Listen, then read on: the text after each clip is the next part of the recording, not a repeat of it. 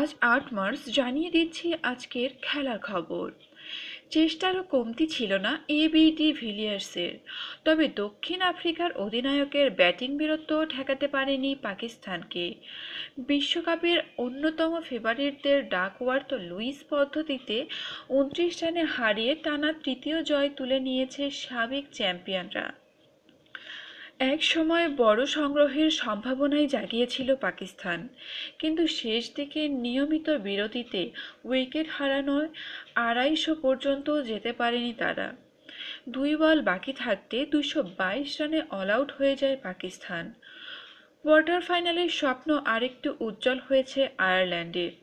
জিম্বাবুয়েকে বিশাল লক্ষ্য দিয়ে ৫ রানের নাটকীয় জয় পেয়েছে একই বিশ্বকাপে চমক জাগানো দলটি।